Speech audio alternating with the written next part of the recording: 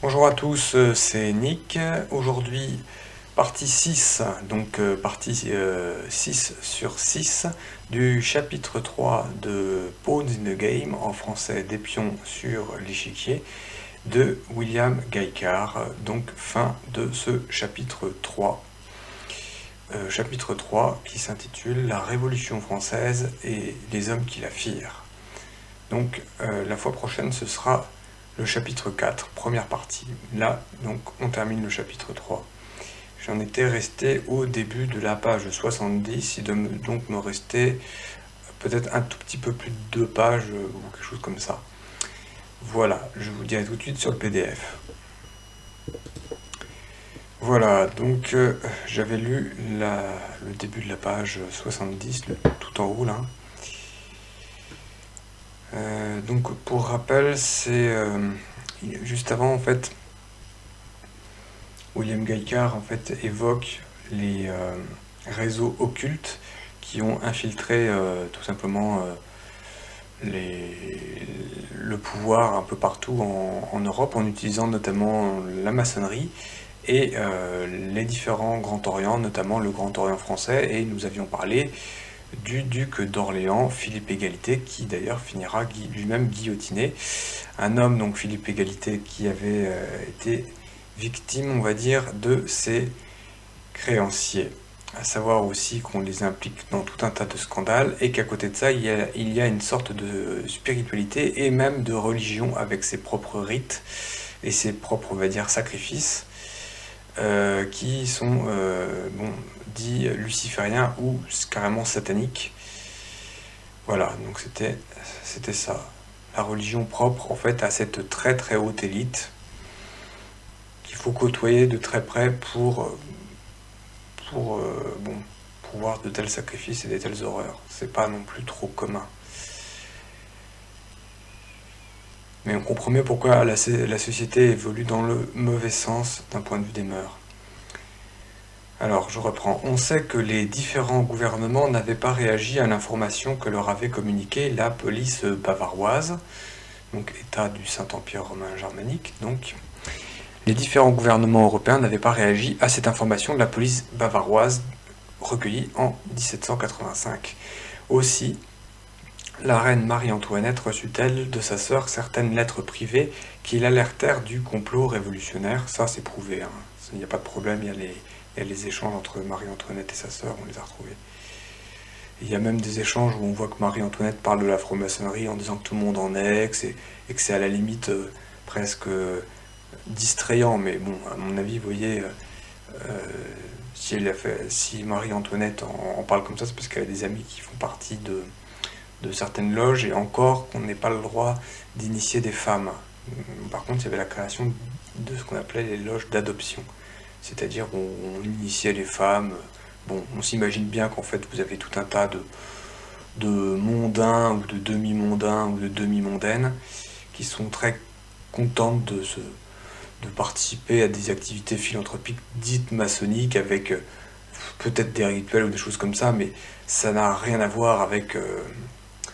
ça n'a probablement pas grand-chose à voir avec ce qui suit ensuite. C'est pas vraiment de la super initiation. C'est très en surface pour attirer les gens, pour les appâter et pour que du coup on n'embête pas les francs-maçons qui eux travaillent réellement à la destruction. En sachant que c'est un petit nombre, parce qu'il y a toujours une stratégie, on va dire un peu, je crois que c'est une stratégie de l'édredon. C'est une façon de se protéger. On a un matelas, quoi. Donc Marie-Antoinette et sa sœur qui lui avait envoyé certaines lettres qui l'alertèrent du complot révolutionnaire, de ses liens avec les banquiers internationaux, de l'action de la franc-maçonnerie ainsi que du danger qu'elle-même courait en tant que reine de France, épouse de Louis XVI. Faut pas oublier que au moment de la Révolution, on a tout fait pour semer évidemment la zizanie entre Louis XVI et Marie-Antoinette, en expliquant que Marie-Antoinette était une espionne, une intrigante, et on a tout fait pour séparer le roi de sa reine, donc de sa femme, ce qui est en fait très très très dangereux, c'est pas une bonne chose. On a essayé de briser une union conjugale à des fins quand même, à des fins effectivement révolutionnaires, tout simplement en racontant des calomnies on disait des calomnies sur le roi, des calomnies sur la reine, des trucs montés de toutes pièces. Le rôle, vous savez, des encyclopédistes, mais surtout des gens qui colportent des petits bulletins, la propagande, mais de la fausse propagande, quoi. Enfin, quelque chose de faux, quoi. Alors, réellement au sens propagande, ou au sens négatif où on l'entend. Voilà, donc Marie-Antoinette avait été prévenue, elle n'avait pas pris ça vraiment au sérieux. Et progressivement, en fait, le piège s'est refermé. Marie-Antoinette, donc, qui a vécu de 1755 à 1793, était la fille de l'empereur François Ier d'Autriche, donc famille de Habsbourg a priori. Elle aussi ne put arriver à croire que les terribles choses dont sa propre sœur l'entretenait étaient montées par les Illuminati. Faut bien dire que quand on parle d'Illuminati, on se dit bon, qu'est-ce que c'est que cette histoire? Pourtant, c'est effectivement une secte qui a bel et bien existé, qui s'appelle les Illuminés de Bavière. Il y avait tout, c'était à Ingolstadt en Bavière, et on a tout retrouvé. Il y avait la loge, il y avait les papiers, on savait qui était dedans. On sait qu'il n'y a d'ailleurs pas que des juifs, il y avait beaucoup de protestants, même des catholiques, des tas de gens ayant pignon sur rue. Alors après, même au sein de ce qu'on appelle les Illuminés de Bavière, vous vous rendez compte qu'il y a un comité de direction. Voilà, c'est toujours comme ça. Parce que les hommes ne sont pas fondamentalement mauvais non plus. Je veux dire, les gens ont l'impression de faire les choses pour le bien, vous savez. Les gens qui sont Illuminati ou francs-maçons, ils ont l'impression d'agir pour le bien. Mais en fait, ils sont manœuvrés, puis aussi parfois et même assez souvent, ils sont mouillés dans des affaires. C'est extrêmement fréquent. Aux avertissements répétés que lui envoyait sa sœur, Marie-Antoinette répondit de longues lettres. Aux affirmations de sa sœur lui expliquant que l'on avait des preuves que les Illuminati, agissant sous le couvert d'une franc-maçonnerie philanthropique, avaient l'intention de détruire l'Église et l'État en France, Marie-Antoinette répondit « Je crois qu'en ce qui concerne la France, vous vous inquiétez beaucoup trop de la franc-maçonnerie. Elle est loin d'avoir l'importance qu'elle peut avoir partout ailleurs en Europe. C'est-à-dire, oui, non mais notre maçonnerie, c'est une bonne maçonnerie, c'est pas bien méchant. » Voilà ce que dit Marie-Antoinette. L'histoire se chargera de prouver combien elle avait tort, parce qu'elle refusa de prêter attention aux avertissements répétés de sa sœur. Elle et son mari moururent sous la guillotine. Et il est très probable que Louis XVI, effectivement, ait été initié à la maçonnerie. Ça ne veut absolument pas dire qu'il ait été 33e degré, qu'il ait été luciférien ou sataniste. Mais effectivement, apparemment, il y aurait goûté à la franc-maçonnerie plus jeune avec deux de ses frères, ce qu'on appelait la loge des Trois Frères, de la loge Trois Frères à Versailles. Donc. Alors bon, tout ça c'est débattu, il y a des gens qui disent que c'est des calomnies, d'autres qui disent que c'est pas des calomnies, il y en a qui disent oui mais c'est les maçons qui disent ça, donc faut pas écouter ce que disent les maçons. Les maçons ne mentent pas tous, vous savez, il y avait des tas de maçons d'ailleurs qui ont été en faveur de la monarchie. Bon, le problème c'est que tout ça n'a pas été dans le bon sens. Voilà. Et que, a priori, effectivement, Louis XVI ensuite a été certainement hostile à la maçonnerie, puisque sans doute hostile. Mais bon, ça prouve quand même qu'il y a un entourage qui n'est pas bon de toute façon. Ça, c'est plus que clair et net. Ensuite, on voit que Louis XVI, tout en étant un homme intelligent, était imbu d'idées libérales et avait reçu une éducation libérale avec de faux principes, le principe des Lumières, une vision, une vision vraiment compatible avec les visions de la franc-maçonnerie. C'est clair. C'est clair. Il n'y a rien à redire là-dessus. Et même si c'était un homme bon, droit et intelligent, il est parti dans le décor, alors avec un complot. C'est clair. Il ne faut jamais oublier qu'il y a 3 types de complots. Le complot du diable, c'est celui qui manipule tous les complots qui existent. Et ensuite, vous avez le complot des autres, les gens qui veulent votre perte parce qu'ils sont jaloux de vous. Ça peut être les maçons, ça peut être autre chose. Et ensuite, vous avez le complot contre vous-même. C'est-à-dire que même en étant intelligent, vous pouvez ne pas faire attention à un certain nombre de détails et vous prendre les pieds dans le tapis. Et c'est constant. Parce que la majorité des gens ne pensent pas à mal, ne sont pas vicieux. Et pourtant, vous voyez bien que la société part dans le chaos et dans la mauvaise direction. Et qu'est-ce qu'il faut comprendre, c'est que il y a un moment, même en étant bon, gentil et sincère, ça ne fait pas la vérité. La bonté, la sincérité et l'honnêteté ne font pas la vérité. La vérité, c'est quand même quelque chose d'important. Même si elle est difficile à percevoir, il existe bel et bien une vérité unique, transcendantale, au-dessus de toute chose. Et il faut prétendre, justement, à ce qu'il existe une vérité. Il existe bel et bien une vérité, et il faut le confesser. Voilà. Et c'est tout le problème de Dieu qui se révèle aux hommes avec la vérité, parce que les hommes ont de plus en plus de mal à percevoir la vérité, voilà, du fait du péché originel et de l'obscurcissement de leur âme. Voilà. Et voilà. Et Louis XVI, comme tout homme, alors il a des grâces pour gouverner normalement, et il s'est quand même cassé la figure. Même Adam et Ève se sont cassés la figure. Voilà. Donc ne jetons pas la pierre évidemment à Louis XVI ou Marie-Antoinette, ils sont le fruit de leur époque. Et il ne faut pas oublier qu'il y avait eu des apparitions du Sacré-Cœur à Sainte-Marguerite-Marie, pour prévenir le roi Louis XIV, un siècle à l'avance, que le trône de France vacillait parce que Dieu était simplement... Dieu aimait bien Louis XIV, mais il était offensé par certainement de ses conduites et de sa façon de se prendre pour le roi Soleil. C'est un peu le syndrome d'Icare, vous voyez ce que je veux dire, un petit peu. Voilà, bon. Les gens sont avertis, ils s'entendent pas, ils comprennent pas trop, puis au final, bah, les choses se cassent la figure, et pourtant, ça semblait prévisible. Oui, donc le complot des autres ne suffit pas à justifier nos déboires, hein. Nous sommes en partie responsables de nos déboires. Ce serait trop facile de toujours accuser les autres. L'enfer, bien souvent, vous savez, bien souvent l'enfer, c'est nous-mêmes.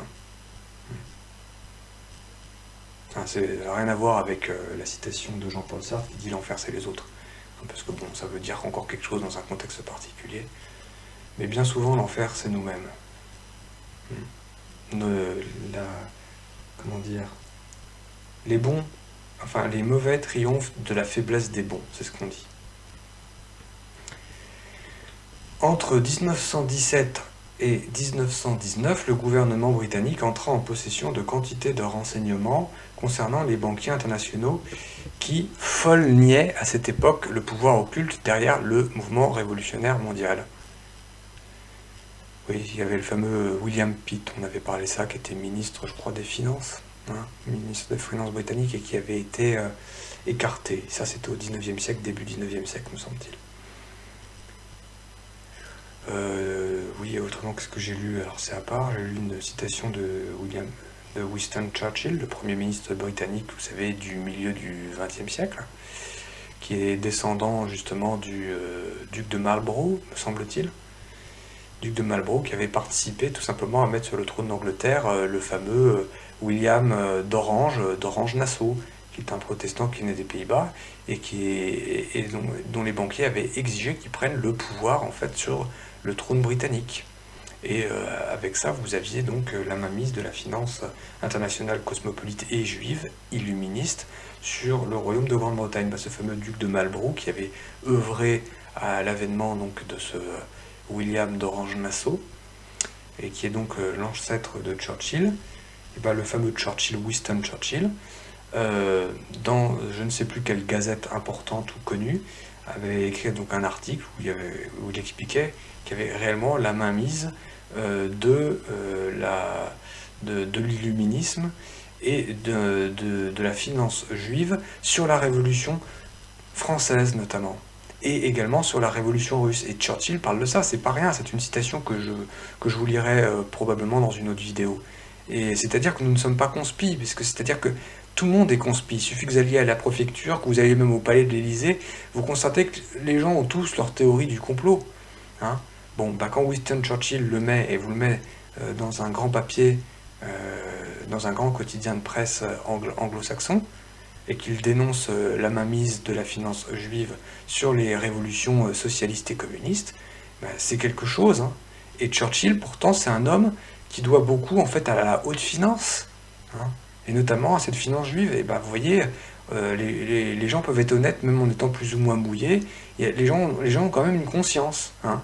Donc l'être humain n'est pas entièrement mauvais. Hein. Même quelqu'un qui fait le mal ou qui se trompe n'est pas entièrement mauvais. Donc il faut vraiment faire en sorte que les gens deviennent clairvoyants et prier pour eux. Voilà.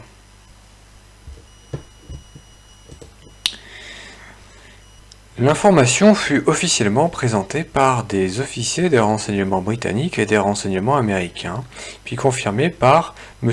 Oudendijk et Sir Matthew Findlay. M. Oudendijk était l'ambassadeur des Pays-Bas à Saint-Pétersbourg. Donc là on parle entre 1917 et 1919, c'est-à-dire au moment tout début de la révolution bolchevique, vous voyez, enfin ça existe avant si vous voulez, mais la révolution rouge et bolchevique c'est vraiment 1917, octobre rouge comme on dit. Voilà, et donc ces officiers, à savoir Oudendijk et Findlay, Oudendijk était l'ambassadeur des Pays-Bas à Saint-Pétersbourg, il veillait sur les intérêts britanniques, parce que les Britanniques ont toujours été bons pour mettre leurs pions à droite à gauche, y compris chez les autres. Et donc cet ambassadeur des Pays-Bas à Saint-Pétersbourg est un pion britannique. Il veillait sur les intérêts britanniques après que la foule eut démoli l'ambassade de Grande-Bretagne et tué le commandeur Cromie. Nous traitons en détail de cet aspect du mouvement révolutionnaire mondial dans les chapitres suivants sur la Russie. La majorité des étudiants en histoire croient que Marie-Antoinette était une femme qui adopta l'esprit de la cour de France et en appréciait les réjouissances. On reconnaît généralement qu'elle était impliquée dans de nombreuses affaires galantes avec les proches amis de son époux et qu'elle donnait libre cours à des extravagances inconsidérées. Vous savez, c'est ce qu'on dit avec... parce qu'il y a le grand Trianon, le petit Trianon, elle joue un peu à la paysanne ou à la fermière, quelque chose comme ça. Bon. Alors aussi, il faut comprendre qu'il y a tout certainement une pression sociale qui est très importante à la cour. Donc on dit qu'elle avait des affaires galantes. Et en fait, c'est le portrait que firent d'elle Balsamo et ses propagandistes. Balsamo, qui est un juif illuministe d'origine, je crois, italienne. Ils avaient concocté un scandale du type l'infamie. Bon, en gros, on fait de la reine une catin, alors qu'en fait, c'était une jeune fille vraiment très bien élevée, très catholique, qui aimait vraiment son mari. Et qui avait reçu quand même normalement une bonne éducation et qui n'était certainement pas une crétine, contrairement à ce qu'on a pu prédire. C'est ce qu'on a pu dire d'elle. C'était certainement pas une idiote. Voilà.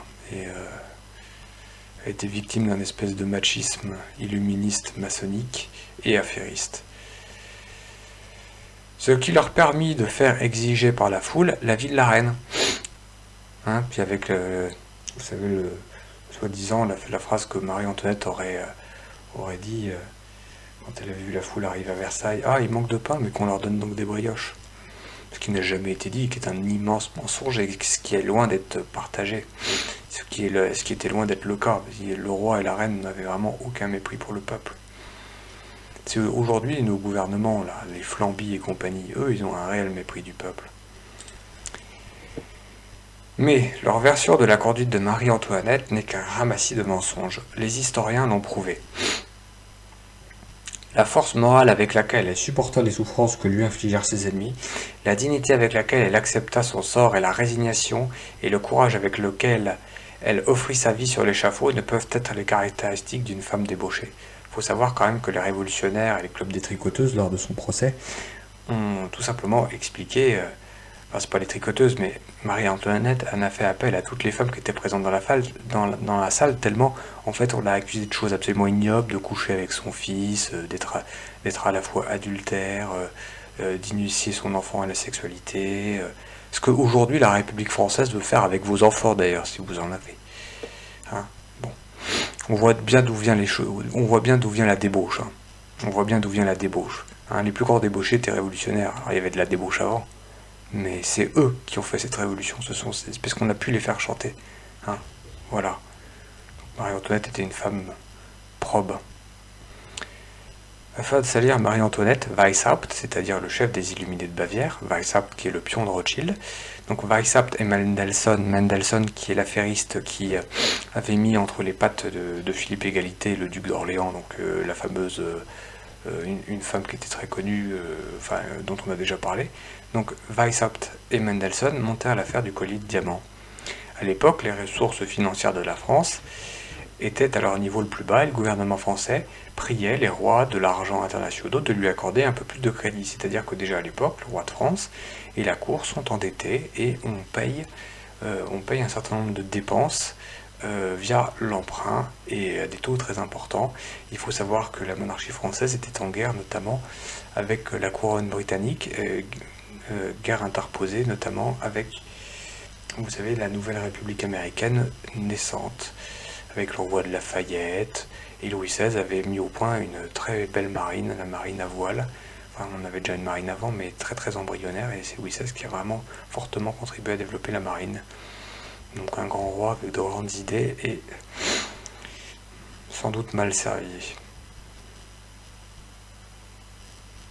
Un agent secret des super conspirateurs fait réaliser un fabuleux collier de diamants par les bijoutiers de la cour. L'ordre d'exécution pour ce collier, dont on estimait la valeur à 250 000 de livres, fut donné au nom de la reine. Lorsque les bijoutiers de la cour rapportèrent le collier de diamants à la reine en vue de son approbation, elle refusa en déclarant qu'elle n'avait rien demandé. C'est-à-dire qu'en fait, on va passer commande pour elle.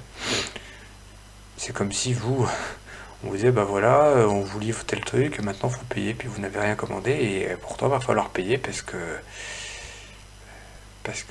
on a réussi à engager la dépense. Hein, c'est ça qui est dingue. Elle se défendit d'avoir commandé ce collier, mais comme les conjurés l'avaient prévu, les nouvelles sur ce collier fabuleux se répandirent. Balsamo mit en œuvre sa machine à propagande et Marie-Antoinette fut submergée de critiques et salie. Sa réputation fut traînée dans la boue, parut de campagne de rumeurs. En fait, c'était un assassinat, on va dire, mental et social.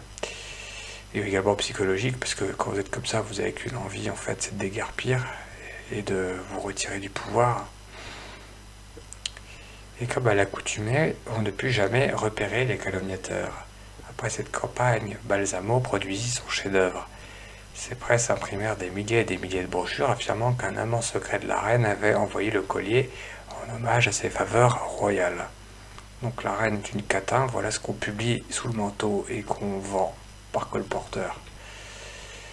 Mais les individus qui dirigeaient l'infamie inventèrent des calomnies encore plus diaboliques à propos de la reine et les firent circuler.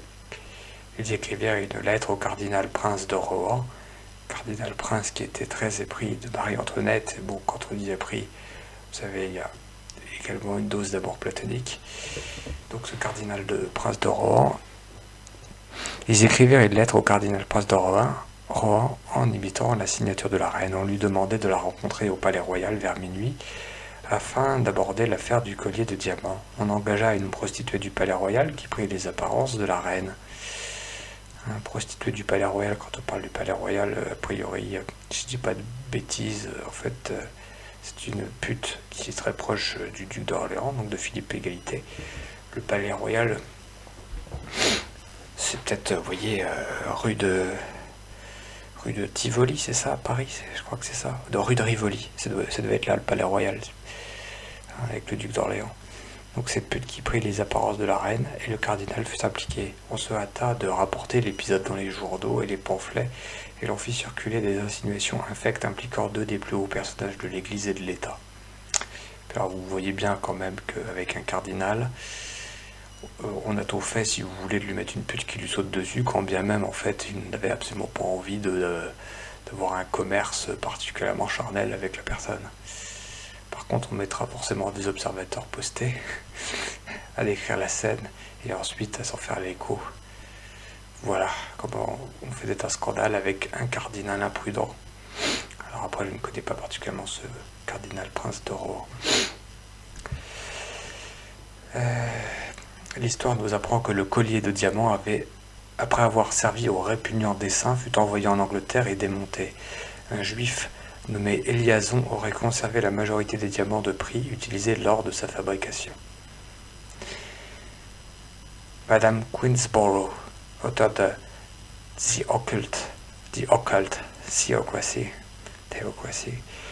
réussit à apporter quelques preuves sur les liens entre les prêteurs d'argent juifs anglais et le complot qui conduisit à la Révolution française. Et vous voyez, je ne veux pas dire de bêtises, mais en anglais, quand on parle d'un joaillier, de joaillerie et de joaillier, on dit jewel, un bijou, jewel. Jew, alors on pourrait dire que c'est un rapport avec joaillier, mais en fait c'est pour Jew, le juif.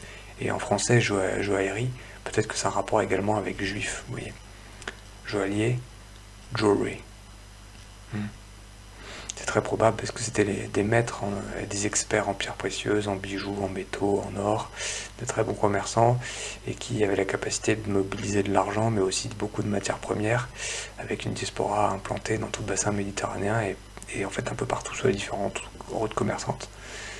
Des gens très habiles, donc c'est normal qu'on leur fasse appel. Et ce qui se passe, c'est que je savais pas, généralement c'est des métiers où on n'est pas forcément honnête. Voilà ce qui se passe. Voilà, donc cette fameuse Madame Queensborough a réussi à apporter quelques preuves sur les liens entre les prêteurs d'argent juifs anglais et le complot qui conduisit à la Révolution française. Alors qu'elle faisait des recherches, elle lut un ouvrage écrit par l'israélite Bernard Lazare sur l'antisémitisme. Si je dis pas de bêtises, en plus ce Bernard Lazare était quelqu'un de très important dans la communauté juive et qui était précisément probablement quelqu'un qui fait partie du mouvement sioniste. Et tout en faisant partie du mouvement sioniste, il reconnaît tout à fait qu'il y a une emprise juive sur la société qui est également malsaine et qui fait qu'ensuite on accuse les juifs de tous les maux.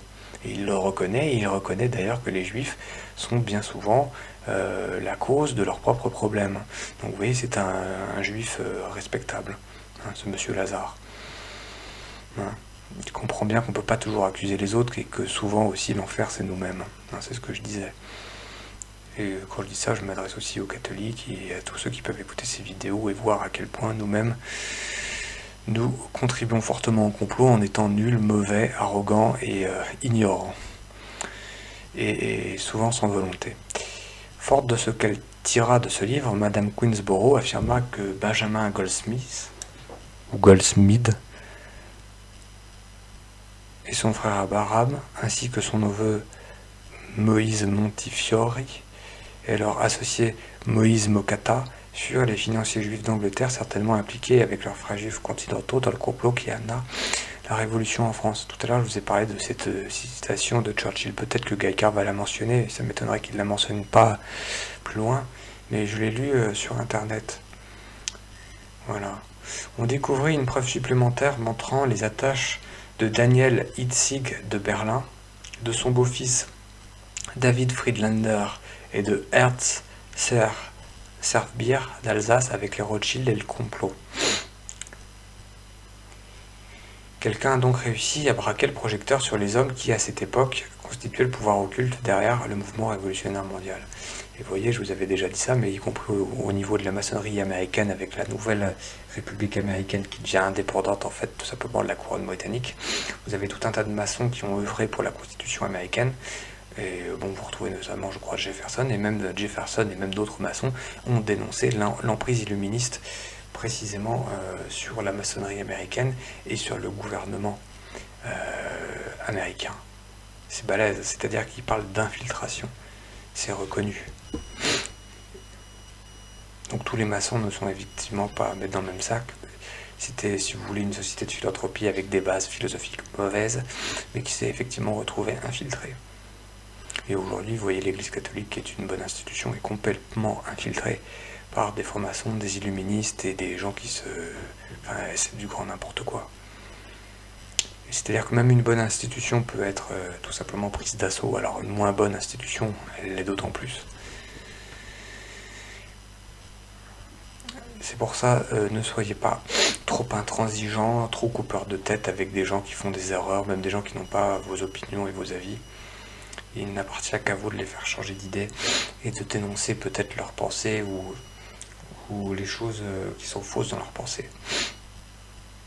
Mais n'insultez pas les gens, de toute façon l'insulte n'apportera que l'insulte.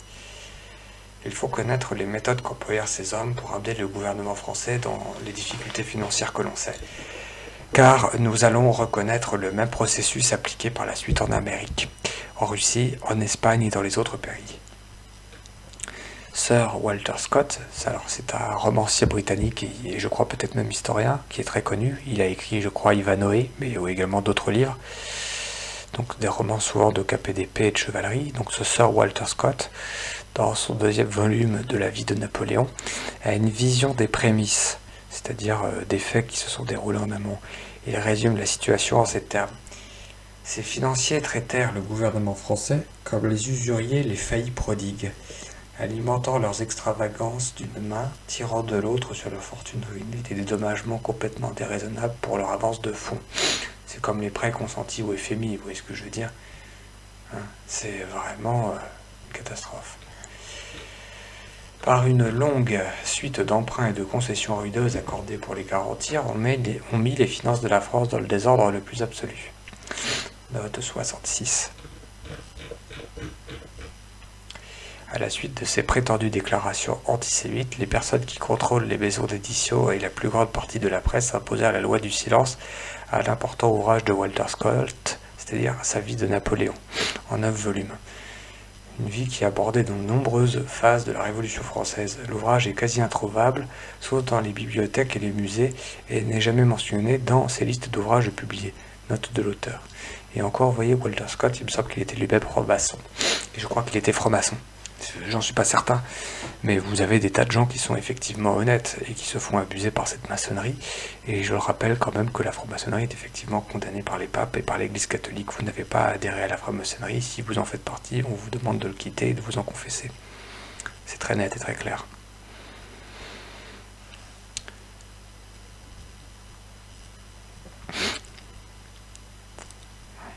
Walter Scott.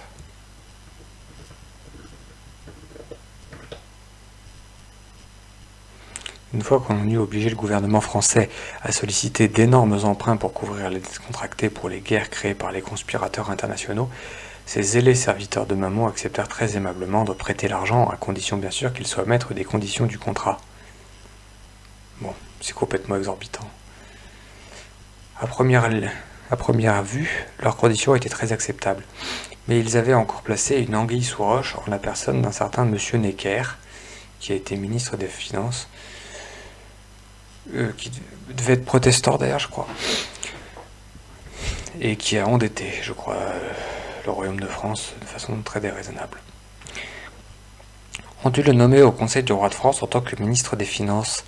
Les financiers juifs imposèrent ce sorcier de la finance pour qu'il purge la France de ses difficultés monétaires en 2 temps 3 mouvements. En réalité, au cours des 4 années suivantes, il s'appliqua à livrer dangereusement le gouvernement français aux financiers juifs en faisant monter la dette nationale à 170 millions de livres, ce qui est énorme. Et effectivement, en fait, le remède est bien évidemment pire que le mal. En fait, on saigne un corps exsangue et ça ne va pas dans le bon sens. La saignée est catastrophique. Puisqu'ensuite, évidemment, on sera probablement obligé d'augmenter les impôts. Le capitaine Ramsay résume la situation avec justesse dans La guerre sans nom. Il y déclare « La révolution est un coup porté à un paralytique ». Voilà, vous voyez, les fameuses saignées. Lorsque l'emprise de la dette a été solidement établie, le contrôle de toute forme de publicité et d'activité politique va aussitôt de pair avec une mainmise sur l'industrie, à la fois sur l'exploitation et sur la main-d'œuvre. La scène est alors prête pour le coup révolutionnaire. L'emprise de la main droite, c'est-à-dire la finance, produit la paralysie pendant que la main gauche, la révolution, tient le poignard et donne le coup fatal. La corruption morale facilite tout le processus.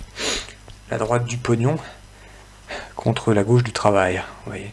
C'est un peu ce qu'on voudrait nous dire. Bon, en réalité, il n'y a pas de gauche du travail, il n'y a pas de droite du pognon, parce que le pognon n'a pas d'odeur et il n'a pas de camp bien déterminé, il est de tous les camps. Pendant que les feuilles de propagande de Balsamo pestaient contre les hauts représentants de l'Église et de l'État, les agents spéciaux des Illuminati formaient les hommes que l'on utiliserait comme responsables du règne de la terreur, qui accompagnent chaque fois le coup révolutionnaire. Alors vous voyez, Balsamo, c'est quelqu'un qui à la fois à la limite va conseiller le roi, comment faire et tout, comment lutter contre l'agitation politique et révolutionnaire, et en même temps, il va aller voir les révolutionnaires et leur dire comment faire la révolution. C'est des gens absolument admirables. Voilà, alors parmi les hommes qui firent la révolution et qui sont directement sous l'emprise des Illuminati, vous trouvez Robespierre, Danton et Marat. Voilà, une passion pour Danton, le fameux film, dont j'ai mis des extraits, et dont j'ai fait un abrégé du film, parce que le film doit faire 2 heures. J'ai résumé le film en 47 minutes en prenant des séquences avec un logiciel de capture audio-vidéo. Je vous invite à le voir. J'ai minuté tout ça. Donc j'ai fait une vidéo complète qui collate l'ensemble des prises. Et sinon, j'ai fait plein de petites vidéos comme ça, parce que je pense qu'on va, dans ce pays, donc en France, en 2017, on va vers une révolution. Je pense que c'est important que les gens aient accès à ce film, qui est certes connu, mais pas trop visible, et qui est, bon, il y a des imprécisions historiques, mais globalement qui est très juste, qui est extrêmement bien joué, dans des très bonnes conditions, avec un décor sublime. Je vous invite vraiment à voir Danton, film de 1982, avec notamment Gérard Depardieu. J'ai mis le film en entier dans la playlist, j'ai mis l'abrégé du film dans la playlist, et j'ai mis des extraits, et je vais continuer à alimenter les extraits. Et j'ai également mis dans l'abrégé du film que j'ai réalisé, j'ai mis des balises pour aller aux différents passages, et j'ai mis un résumé tout simplement des points les plus importants en fait de ce film. C'est vraiment passionnant, ça peut donner le goût de la lecture ou de la recherche sur cette fameuse Révolution française, et ça peut vous donner des éléments déjà de base à ceux qui ne seraient pas trop calés en histoire ou à qui on n'aurait rien appris, alors que l'histoire en fait c'est effectivement passionnant. Et je pense que si vous regardez mes vidéos et que vous vous intéressez aux théories du complot, c'est que vous avez un certain goût pour la vérité, ou à tout le moins une certaine curiosité, et c'est fort appréciable. Donc ces fameux révolutionnaires, Robespierre, Danton et Marat, pour que leur véritable dessein demeurât dans le secret, les hommes qui devaient libérer les prisonniers et les fous afin de créer l'atmosphère nécessaire à l'institution d'un règne de la terreur programmée, se rencontrèrent au couvent des Jacobins, la loge des Jacobins. Et il faut voir qu'avant toute révolution, il y a toujours une libération des prisonniers. Et il y aura une libération des prisonniers en masse cette année. Déjà qu'on condamne de moins en moins de gens à faire de la prison. Vous allez voir qu'on va libérer une nouvelle fois les prisonniers. À chaque révolution, on libère les prisonniers. C'est partout comme ça dans le monde, y compris en France, à la Révolution, ou même en Angleterre. Parce que ça devient des hommes de main. Ils doivent tout